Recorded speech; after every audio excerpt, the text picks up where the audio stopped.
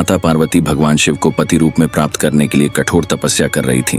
उनकी घोर तपस्या से प्रसन्न होकर देवताओं ने भगवान शिव से अनुरोध किया कि वे पार्वती जी की मनोकामना पूर्ण करें, लेकिन महादेव ने पहले सप्तर्षियों को पार्वती जी के पास भेजा।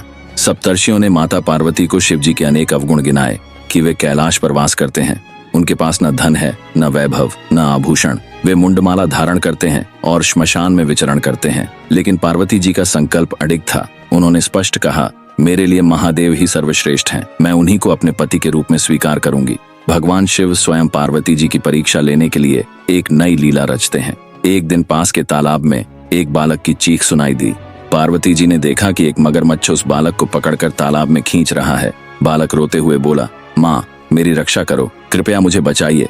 पार्वती जी का हृदय द्रवित हो गया। उन्होंने मगरमच्छ से विनती की, हे ग्राह, इस निर्दोष बालक को छोड़ दो।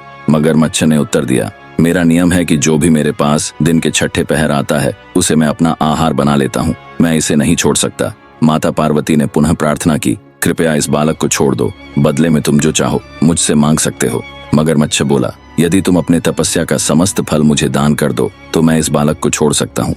माता पार्वती ने तनिक भी विलंब किए बिना कहा, यदि मेरे तप के फल से इस बालक का जीवन बच सकता है तो मैं सहर्ष अपना तप तुम्हें दान करती हूँ। मगरमच्छ हंसते हुए बोला, सोच लो देवी, जोश में आकर संकल्प मत करो, ये तप तुम्हें हजारों वर्षों की कठिन साधना से प्राप्त हुआ है। देवताओं के लिए भी ऐसा तप करना कठिन है, क्या तुम इसे यूं ही त्याग दोगी? पार्वती जी दृढ़ता से बोली, मैं अपने तप को पुनः कर सकती हूँ, लेकिन इस बालक का जीवन यदि एक बार चला गया तो फिर लौट कर नहीं आएगा। मैं अपना तप दान करती हूँ। पार्वती जी ने जैसे ही तप का दान किया, वह बालक अदृश्य हो गया और मगरमच्छ भी लुप्त हो गया।